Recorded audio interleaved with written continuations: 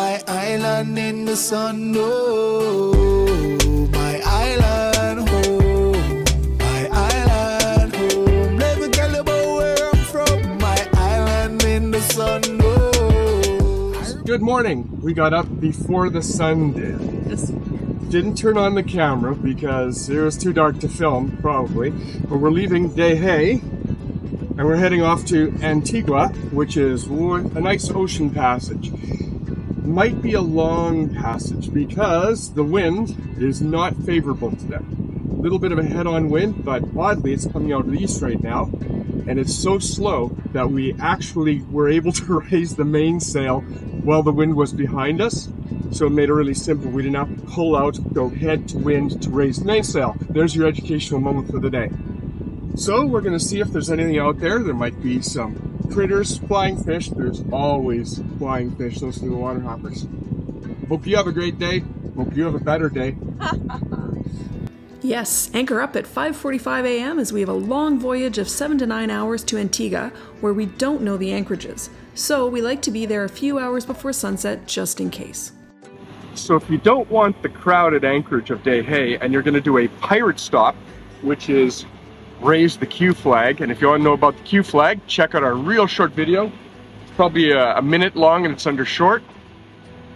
You can do a pirate stop, like these people have done, where they just pull into the bay, probably not checking in, they might be, and it's got a bit of coverage, but you're good there for 24 hours, then you can head on down south, avoiding the whole check-in process. Or they might just like to be away from everybody else. Shallower water, sandy beach, nice and quiet. And just as we were handing over the helm, because Mojo wanted to go out front and look for fish traps, and I stepped into the helm, there's a fish trap maybe 15 meters in front of us. So sunglasses come off, far-looking glasses come in. Don't need them for reading, but for reading stop signs or seeing fish traps at more than, I don't know, 20 meters away, pretty handy. My ego can get through it. So yeah, just missed a fish trap. We put it on our starboard side by probably about 4 meters. Guadeloupe has a huge fishing industry, and while we saw a few fish traps on the way up, we were not prepared for what we saw on the way to Antigua. Just watch and see. Each one of these floats is a separate rope line leading down anywhere from 30 to 131 feet. 10 to 40 meters. To a fish trap. Now the reason that fish traps are so dangerous to yachties, whether you're powerboat or sailor, is you don't want them getting caught in your keel or your prop. If you do, you're probably going to have to get yourself cut loose. Fish trap is ruined for the fishermen, whom you'll probably never be able to find. You'll have to track them down somehow, maybe through the authorities. And you probably got damage now to your prop and to the underside of your boat, because if you do get caught, which we were caught on our very first voyage, before we started making videos, and the underside of our boat got beat up by a bunch of props before I realized what was going on. Sorry, by a bunch of boys before I realized what was going on. It's 6.4 knots. 11 o'clock, 20 meters. Okay.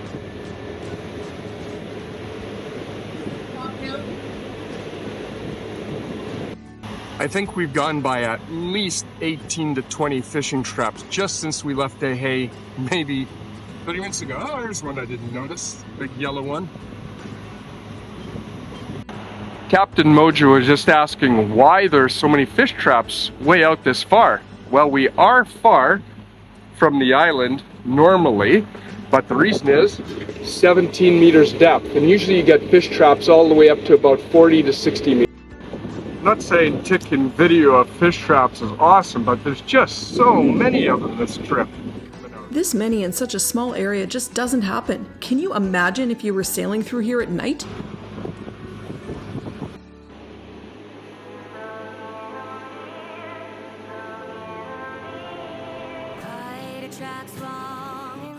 Rightfully so, we've been asked sometimes, well, why, when there's hardly any wind, but there's some wind, do you not sail directly to the point? Well, you can, but other times it would be advantageous to go a little bit higher, because if the wind is coming from here, if we can just crawl up here a bit, take 45 minutes of our time, then we will have the power of the wind to help push us to our destination. Whereas if we went this way, we actually aren't getting good enough angle of the wind to sail. We'd probably need full throttle on one of the engines.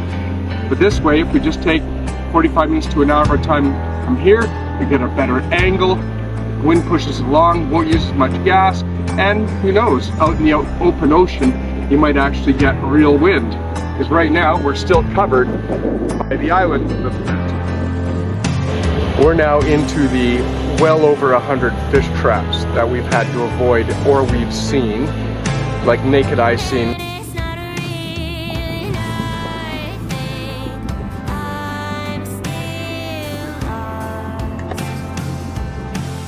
So unless something dramatic happens, the 45 minutes to an hour we did going north, well, I guess I'll say northeast, east-northeast even, we went quite a distance out, isn't paying off because while we have got great angle to the wind, there is absolutely no wind.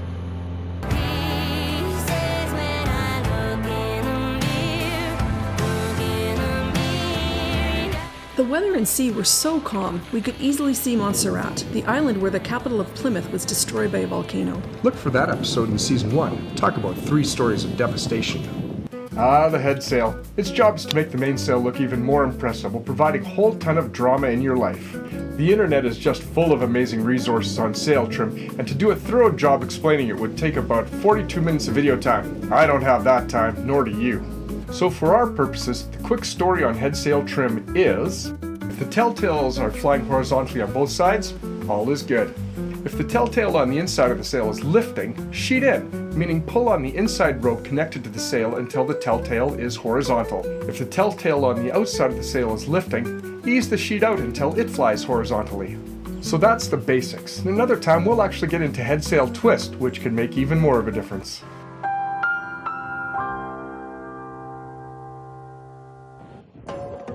And this is what the telltales look like flying horizontally in low-wind, real-world conditions.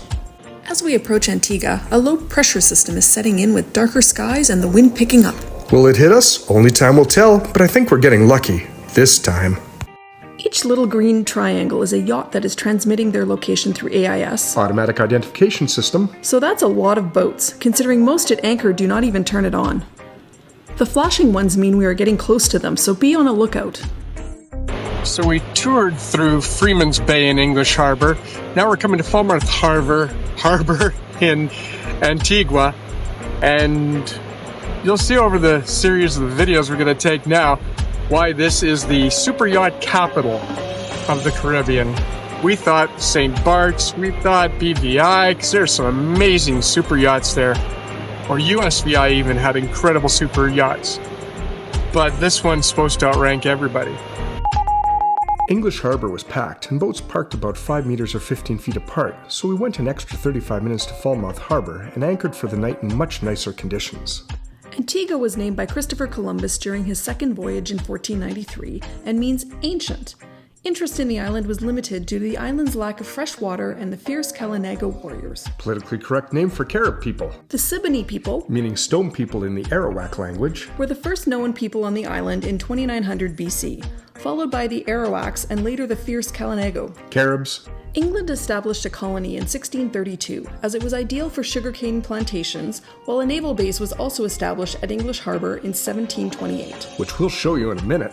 And later named after the Admiral Horatio Nelson, who was stationed there. Achieving independence in 1981, Antigua is now known for its 365 beaches, one for every day of the year, and a UNESCO World Heritage Site. Great history rundown, but just wait for the next episode where a local teaches us the history that nobody talks about, and I assure you, it's not what you think at all. I believe Antigua is popular for the super rich because it's another 1,147 miles, 1,846 kilometers, from the Bahamas. Farther away, more cost to get there, more exclusive. Thus we get the residences of Eric Clapton, Oprah, and the king of freaky fun, Sean P. Diddy Combs.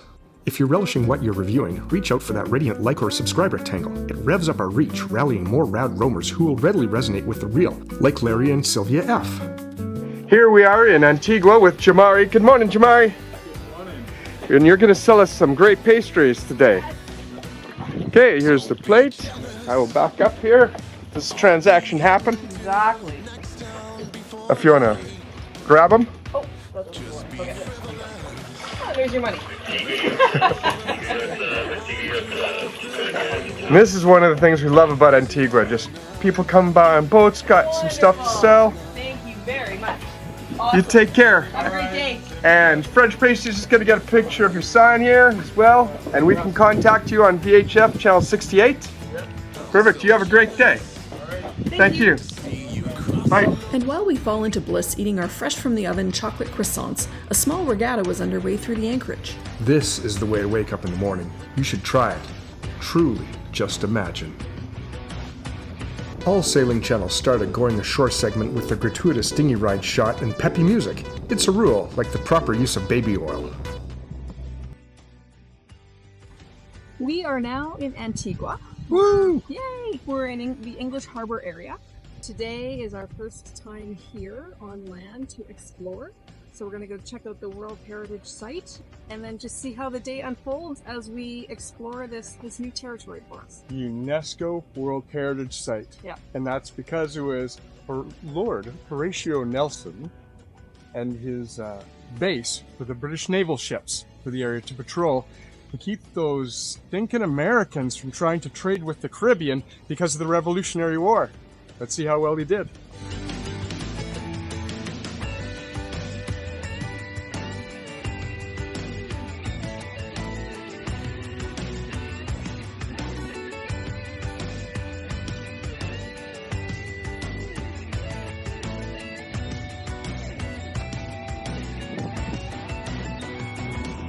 The only time we ever see white people is when there are cruise ships nearby.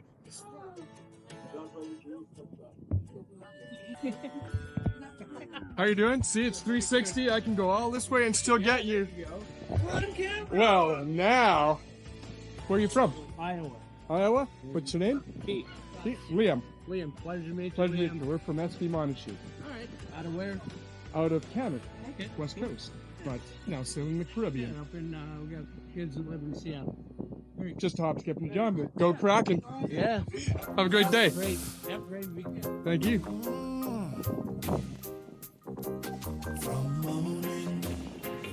Welcome to Nelson's Dockyard. Couldn't hear you. We are at Nelson's Dockyard now. Welcome to Nelson's Dockyard.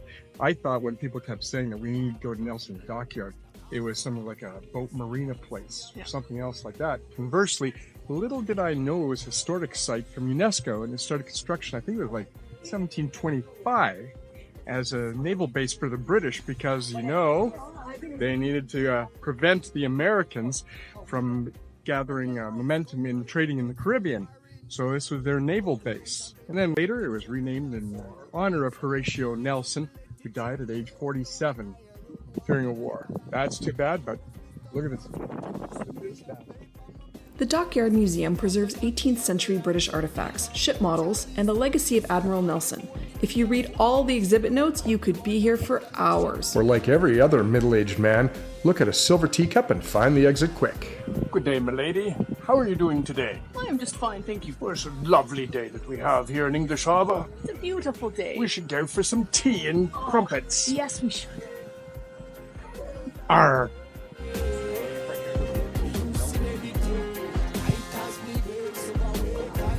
I don't know if I've ever been in a building with this many arches. And this is the Seamen's Gallery that was built in 1779. And yes, it is killing me not to make a joke about the Kardashians or something like that. But the crew of the boats used to come here and cook their meals. They used to have fire pits and ovens. The officers would be over in the officers' lounge. But today, it is now a cotton club. Beautiful clothing.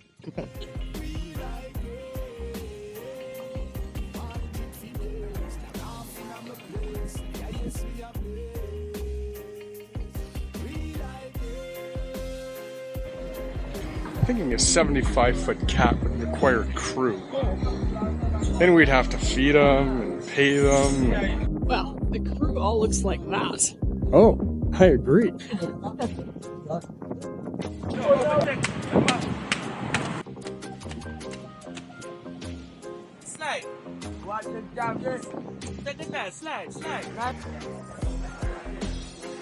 All right.